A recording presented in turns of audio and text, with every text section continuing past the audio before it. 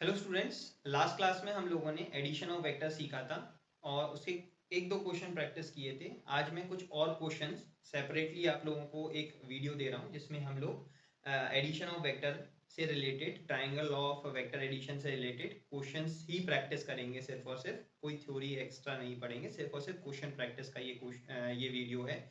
तो आप लोग इसके थ्रू क्वेश्चन प्रैक्टिस करके सीख सकते हैं। चलिए तो कुछ क्वेश्चंस करते हैं और देखते हैं किस तरीके से क्वेश्चन आते हैं वेक्टर्स में। ठीक है, तो पहला क्वेश्चन है two forces 3 newton and 2 newton are at angle theta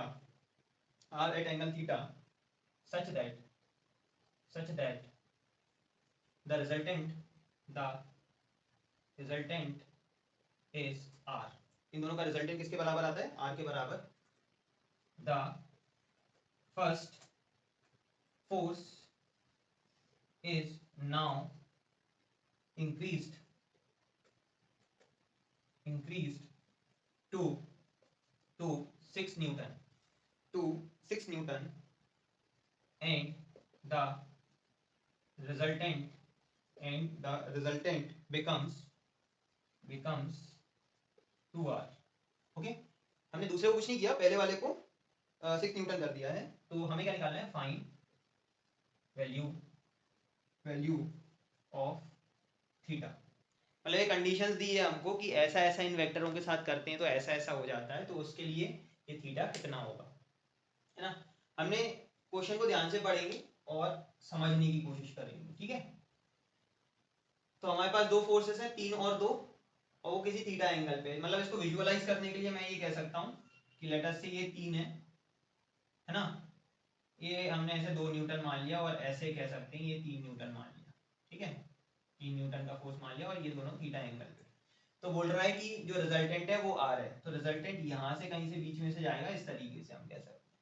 वो ट्राइंगल कंप्लीट होगा, इसको मैं पैरेलली शिफ्ट करूंगा इस तरीके से, तो वो रिजल्टेंट ऐसा हमने मान लिया कि बीच में से जा रहा है आर, है ना, कहीं से बीच से जा रहा है आर। वो क्या बोल रहा है? The first force is now increased to 6 newton. मतलब फर्स्ट वो एक्चुअली इस ऑर्डर में ही अगर हमने, तो ये फर्स्ट कहलाएगा, ये सेकंड कहलाएगा। तो फर्स्ट फोर्स को अगर हम 6 न्यूटन कर देते हैं तो हम 2 न्यूटन में कोई चेंज नहीं लाएंगे और एंगल में भी कोई चेंज नहीं आएगा, क्योंकि क्वेश्चन में उसने इसको बदलने के लिए नहीं बोला, सिर्फ और सिर्फ उसने 3 न्यूटन को 6 न्यूटन करने के लिए बोला है। ठीक है, तो ये कुछ ऐसे हो जाएगा कि 2 तो एज इट इज रहा, 2 न्यूटन तो एज इट इज रहा, ये क्या हो गया? 3 न्यूटन का 6 न्यूटन हो गया, मतलब ये थोड़ा सा बड़ा हो गया, हाँ या ना। तो जब मैं ट्राइंगल बनाऊंगा तो जो रिजल्टेंट है वो भी लंबा हो जाएगा ना। तो रिजल्टेंट जो है उसने क्या बताया, जो रिजल्टेंट है वो दुगना हो गया, मतलब ये कितना हो गया बेटा? 2r हो गया। समझ में आया कि नहीं आया? इस तरीके से तो बोल रहा है कि ये थीटा कितना होगा। ये सिर्फ विजुअलाइज करने के लिए मैंने आपको डायग्राम बना के बताए हैं। अगर आप ये डायग्राम नहीं भी बनाओगे तो भी उस क्वेश्चन में, मतलब उनको बिना डायग्राम के भी आप कर सकते हो। वो सिर्फ और सिर्फ वो जो हमने फॉर्मूले पढ़े थे उसी पे बेस्ड है। तो क्या मैं ये कह सकता हूँ पहले रिलेशन से कि जो r है उसका वैल्यू कितना आ जाएगा? a square plus B square plus 2ab into angle between the vectors. Okay, तो ये हो जाएगा a स्क्वायर, मैं इसको a बोल दूं, इसको b बोल दूं, तो a square plus B square plus 2ab into cos of theta का अंडर रूट किसके बराबर आ जाएगा? r के बराबर। दूसरे केस में मेरे पास, जब उसने दूसरी कंडीशन बोली, तो मेरे पास जो दो वेक्टर्स हैं वो क्या होगा? 2 न्यूटन और 6 न्यूटन होगा, जिसका रिजल्टेंट किसके बराबर है? 2r के बराबर है, और ये दोनों एंगल किस पे है? थीटा एंगल पे ही है। तो अगेन मैं इन सब में रिलेशन लिख सकता हूँ, जो 2r है वो किसके बराबर आ जाएगा? वो आ जाएगा 2 का स्क्वायर प्लस 6 का square plus 2 into 6 into cos of theta का अंडर रूट। समझ में आया? ठीक है, तो ये मैंने इस तरीके से लिख लिया। अब मैं क्या कह सकता हूँ, लेट अस से मैंने इसको सॉल्व कर लिया, और तो ये r की जो वैल्यू है यहाँ से किसके बराबर आ जाएगी? 2 टू ज़ा 4 प्लस 3 3 ज़ा 9 प्लस 3 टू ज़ा 6 टू ज़ा 12 कॉस थीटा का अंडर रूट। या फिर मैं कह सकता हूँ 9 13, ये का 13 प्लस 12 कॉस थीटा का अंडर रूट, यहाँ से, है ना। इधर मैं इसको सॉल्व कर लूँ तो मैं इस तरफ कह सकता हूँ कि जो 2r है उसकी वैल्यू कितनी आ जाएगी, 6 6 36, 36 प्लस 4 कितना हो जाएगा 40, ये हो जाएगा 40 प्लस 6 2 12 2 24, 24 कॉस ऑफ थीटा का अंडर रूट। मैंने डायरेक्टली मतलब एक स्टेप को कम करते हुए लिख लिया है। अब मैं क्या करूं, यहां से जो r की वैल्यू है उसको उठा के क्या कर दूं, इसी इक्वेशन में सब्स्टिट्यूट कर दूं। तो यहाँ पे मैं कह सकता हूँ कि इस वैल्यू को मैं यहाँ से उठा के क्या कर दूं, यहाँ पे सब्स्टिट्यूट कर दूं। तो मैं ये कह सकता हूँ कि 2 into under root of 13 plus 12 cos theta किसके बराबर आ जाएगा, 40 प्लस 24 कॉस थीटा के अंडर रूट के बराबर। अब मैं क्या कर लूँ, दोनों तरफ स्क्वायर कर लूँ, तो ये हो जाएगा 4 into 13 plus 12 cos theta is equal to 40 plus 24 cos of theta. अब तो सिंपली सॉल्व करने का ही है, तो ये यहाँ मल्टीप्लाई करूँ अगर मैं, या फिर मैं 4 से इस इक्वेशन को डिवाइड कर दूं, तो ये 4 यहाँ नीचे चला जाएगा, तो ये यहाँ से 4 अगर मैं इसके डिवाइड कर दूं तो ये 4 इसको कितनी बार काट देगा 10 टाइम्स, और ये 4 24 को कितनी बार काट देगा 4 5 जा 20, 4 6 जा 24। तो मैं ये कह सकता हूँ कि ये 13 प्लस 12 कॉस थीटा किसके बराबर आ जाएगा 10 प्लस 6 कॉस थीटा। ठीक है, ये मेरे पास इक्वेशन चल रही है। तो मैं इस इक्वेशन से अगर अगला स्टेप लिखूं तो मैं ये लिख सकता हूं, मैं नंबर से एक तरफ ले आऊंगा तो ये 6 cos थीटा को इस तरफ लाऊंगा तो ये कितना हो जाएगा 6 cos थीटा। ठीक है, 12 cos theta minus 6 cos theta, 6 cos theta ही बचेगा। और ये जो 13 है ये इस तरफ जाएगा तो ये कितना बन जाएगा माइनस का 3। तो इसको मैं सॉल्व करूंगा तो जो cos थीटा है वो कितना आएगा -1/2 के बराबर आएगा। ठीक है, इसको सॉल्व करने पे cos थीटा किसके बराबर आएगा -1/2। और ये याद करने की बात है, cos थीटा जब -1/2 होता है तो जो थीटा होता है वो किसके बराबर आता है 120 डिग्री के बराबर आता है। ये आपको याद करना पड़ेगा। ठीक है, इसको हम निकाल भी सकते हैं, ट्रिग्नोमेट्री में रूल सीखे थे उनकी मदद से हम निकाल भी सकते हैं। अगले सवाल में हमें क्या कह रहा है कि इफ a प्लस बी का mod is equal to a का मॉड प्लस b का mod, then angle between a and b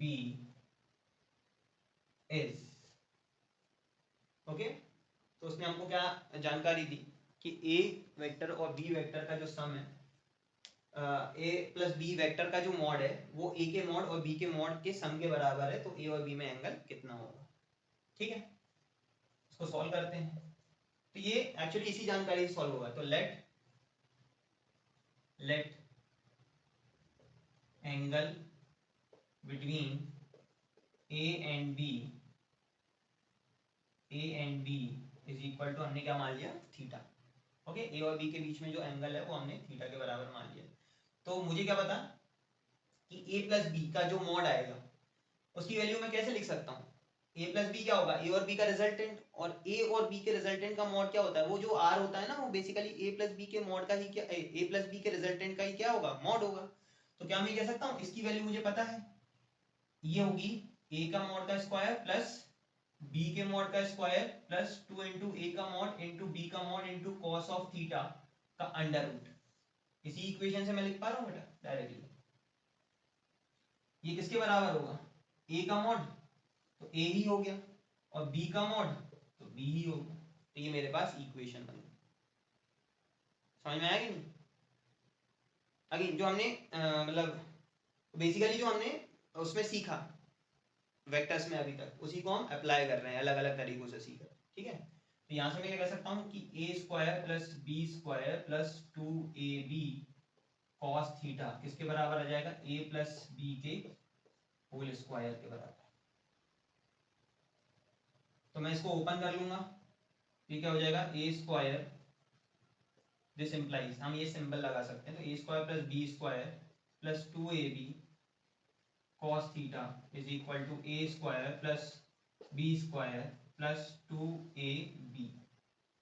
तो यहाँ से क्या हो जाएगा, a स्क्वायर से a स्क्वायर वाला टर्म कट जाएगा, b स्क्वायर से b स्क्वायर वाला टर्म कट जाएगा, क्योंकि ये इस तरफ आगे माइनस के हो जाएंगे। तो यहाँ से मैं कह सकता हूँ कि 2 जो cos थीटा है वो किसके बराबर आना चाहिए, 1 के बराबर आना चाहिए। तो यहाँ से मैं क्या कह पाऊंगा, जो थीटा है वो कितना आएगा, 0 डिग्री के बराबर। ठीक है, समझ में आया? इस तरीके से सवाल करेंगे। एक और क्वेश्चन हम करते हैं। तो जो क्वेश्चन है वो क्या कह रहा है, let vector c is equal to vector a plus vector b। Okay, option A क्या कह रहा है हमको, the magnitude of c is always greater than magnitude of A. पहला ऑप्शन है, सिर्फ इतनी इंफॉर्मेशन दी है, सी जो वेक्टर है वो ए वेक्टर और बी वेक्टर के सम के बराबर है। सेकेंड ऑप्शन क्या कह रहा है, it is possible to have यहाँ पे देन और लगा लेना ना, then it is possible to have vector C less than vector A and vector C का magnitude less than vector B का मैग्नीट्यूड, है ना। सी ऑप्शन क्या कह रहा है, C is always equal to A plus B. ठीक है, और डी ऑप्शन क्या कह रहा है, C is never equal to A plus B. इस तरीके से हमारे पास क्वेश्चन है। चलिए इसको करते हैं। सी है वेक्टर, वो ए और बी के सम के बराबर है। तो ये अगेन हमें कुछ सीखने भी मिलेगा इस क्वेश्चन से। ट्राइंगल्स की प्रॉपर्टी का यूज करते हुए ये क्वेश्चन आंसर होगा। ठीक है, देखो अब इसमें ऑब्जर्व करने वाली बात क्या है, कहीं पे उसने सी के साथ मॉड लगा दिया है, अगर वो सी के मॉड को रिप्रेजेंट करना चाह रहा है, कहीं सिंपली उसने सी लिख दिया है सी के मॉड को ही लिखते हुए। तो ये सारे कन्वेंशंस मैंने आपको ऑलरेडी सिखाए हुए हैं। अगर नहीं आते हैं तो फिर कैसे समझ में आएगा कि क्या क्या कहना चाह रहा है, समझ में आएगा नहीं। इसीलिए पहला लेक्चर बहुत ही इंपॉर्टेंट है। वो हो सकता है आपको लगेगा कि ये सर क्या बता रहे हैं, ठीक है, वो छोटी छोटी बातें हैं जो अगर आपको नहीं समझ में आती है कि कुछ लिखा हुआ है तो उसका मीनिंग क्या है, वो जब तक आपको नहीं समझ में आता आप आंसर ही नहीं कर पाओगे। ठीक है, तो यहाँ पे क्या कह रहा है, चलिए एक तरफ से इसको इवैल्यूएट करना चालू करते हैं। तो पहला ऑप्शन है कि सी का जो मैग्नीट्यूड है, अगर सी वेक्टर जो है वो ए प्लस बी वेक्टर के बराबर है, तो जो सी वेक्टर है ऑलवेज ग्रेटर देन ए वेक्टर आएगा। ऐसा जरूरी नहीं है, देखते हैं जरा।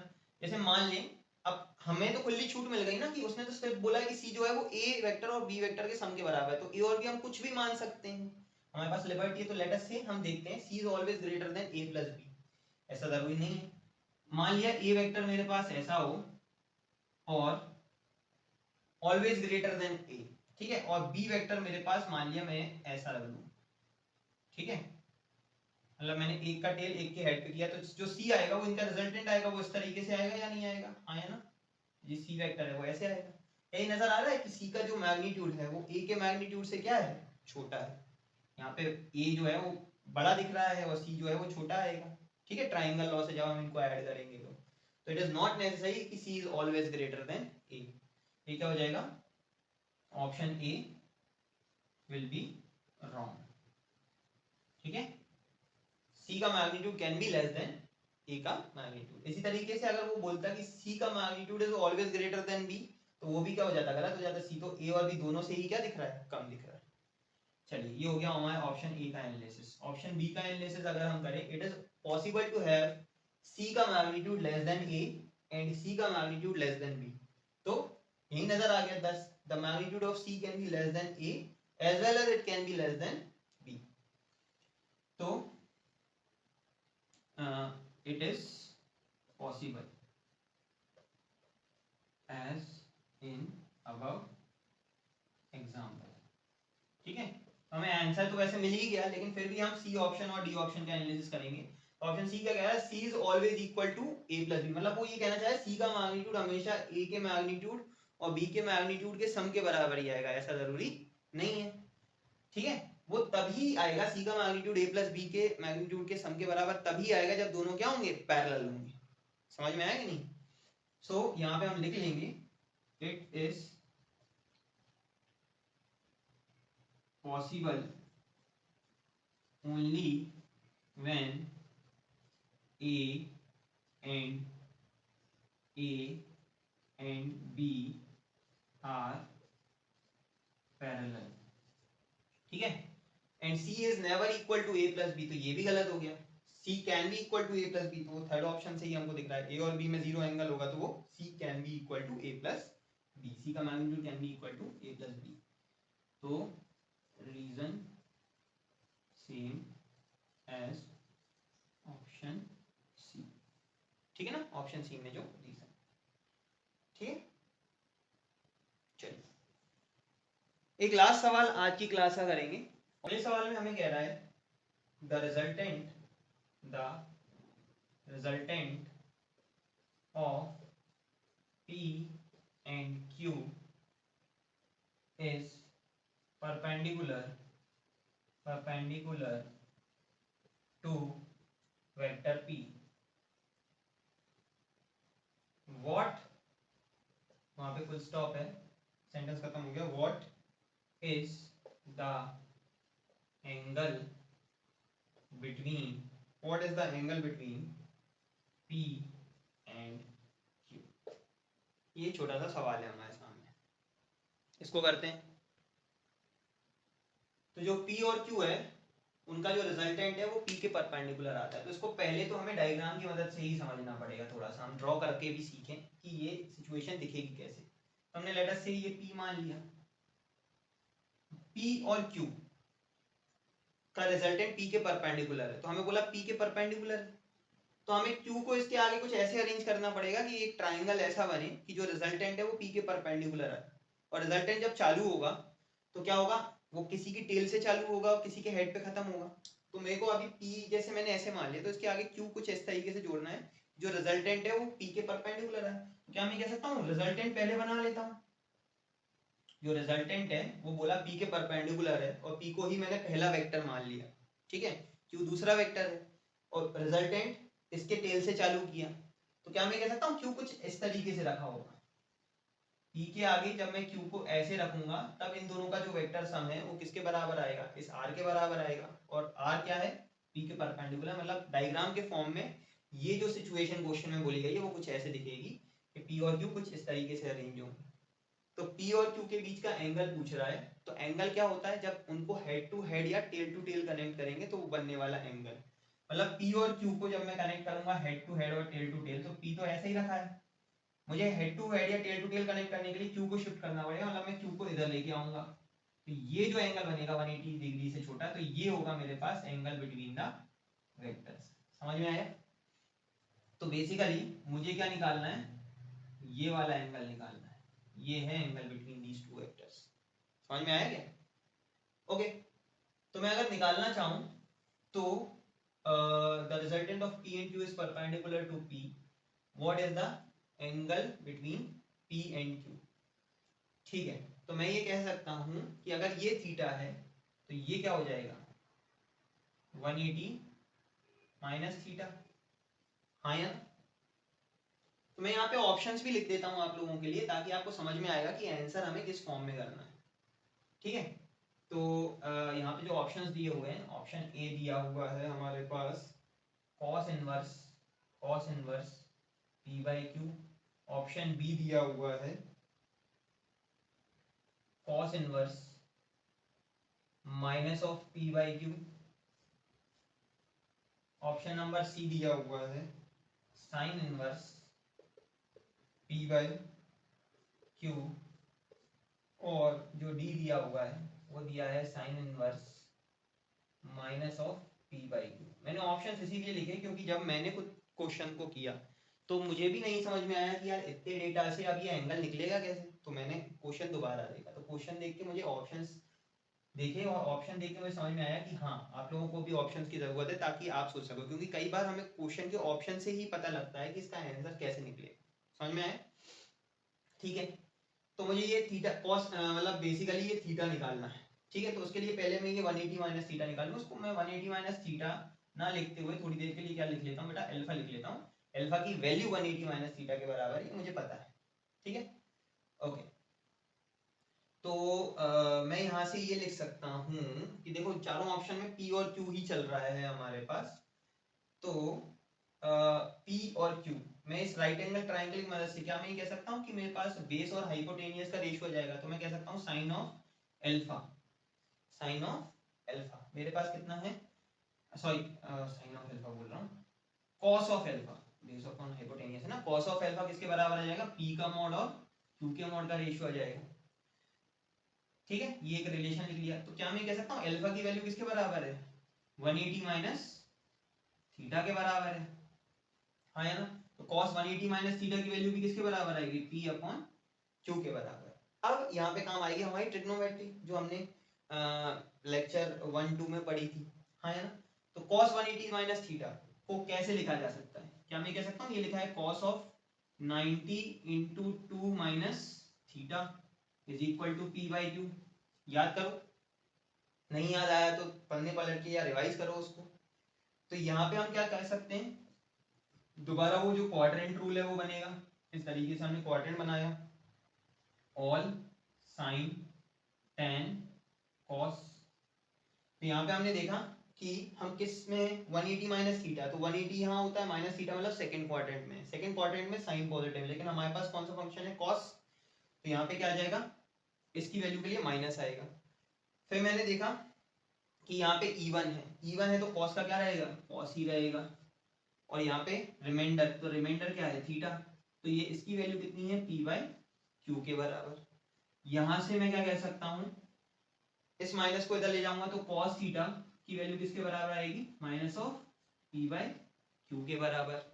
और फिर यहाँ से मैं कह सकता हूँ कि जो थीटा आएगा, इस तरीके से लिखा जाता है, उसको कहते हैं इनवर्स ट्रिग्नोमेट्री कहते हैं, इनवर्स। तो मैं cos को जब इस तरफ लेके जाऊंगा तो उसकी पावर क्या कर दूंगा, -1 लिख सके, उसको बोलते हैं इनवर्स फंक्शन। ये cos जब इस तरफ जाएगा तो ये क्या लिखा जाएगा बेटा, cos इनवर्स। ऐसे cos जब उस तरफ जाएगा तो क्या लिखेंगे, थीटा की वैल्यू लिखेंगे cos इनवर्स, और अंदर उसके आर्गुमेंट में क्या आएगा, minus of P by Q। तो ये आ गया हमारे पास जो एंगल बिटवीन वेक्टर्स है, थीटा की वैल्यू आ गई cos inverse minus P by Q, जो कि क्या हो जाएगा बेटा, ऑप्शन नंबर बी। था ना अच्छा सवाल? ठीक है, तो इस तरीके से क्वेश्चन आएंगे। तो यहाँ पे हमको क्या समझ में आया, अगर मुझको ये पार्ट नहीं आता सॉल्व करना तो क्या मैं ये क्वेश्चन कर पाता, नहीं कर पाता। और ये आता है फिजिक्स में, ऐसा नहीं है कि मैथमेटिक्स में क्वेश्चन आएगा, इस तरीके का क्वेश्चन आपको फिजिक्स के पेपर में ही मिलेगा, जेई के एग्जाम में। समझ में आएगा नहीं? ठीक है, तो इस क्लास के लिए इतना ही रखते हैं। आई होप जितने भी हमने क्वेश्चंस प्रैक्टिस किए उससे आपको अच्छी अंडरस्टैंडिंग मिली होगी वेक्टर्स के एडिशन की, या एडिशन ऑफ वेक्टर्स का हम कैसे यूज करेंगे हमारे वेक्टर के क्वेश्चंस में। ठीक है, तो पढ़ते रहिए, इस चीज़ को अच्छे से रिवाइज कीजिए, नोट्स बनाइए प्रॉपरली, और कई मतलब जो भी किताब आपके पास हो उससे देख के क्वेश्चंस प्रैक्टिस कीजिए। मिलते हैं नेक्स्ट क्लास में।